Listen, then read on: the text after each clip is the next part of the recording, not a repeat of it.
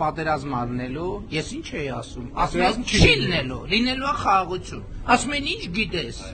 բայց 7 տարվա վարչապետ եմ, եթե ես այդ իրավիճակը չկարողանամ գնահատեմ, ես ո՞նց եմ վարչապետ, հիմա էլ ասում եմ, ըլնելու է պատերազմ սեպտեմբերին ու աղետաբեր պատերազմ, եթե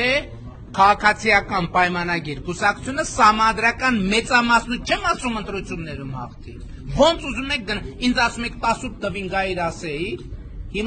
հիմա ասում եմ, շատ ուղիղ ասում, չնայած հիմա ես մթնոլորտը նաև ասում եմ հանդարտ, որովհետև գիտեմ, որ դա իրողություն է, մենք ժողովուրդը ստանալու է սահմանադրական մեծամասնություն։ Մի բան էլ ավելացնեմ, որ երևի փոխանցեմ, ում ուզում եք փոխանցեն,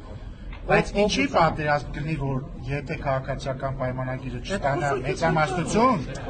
ոչ թե որովհետև քաղաքացիական պայմանագրից գոյությունից է կախված պատերազմ լինել չլինելը բառիս ուղիղ իմաստով, այլ եթե քաղաքացիական պայմանագրի առաջարկած ուղին չընտրի Հայաստանը, այլ ընտրի օլիգարխների առաջադրած ուղին, այդ ուղին է տանելու դեպի պատերազմ։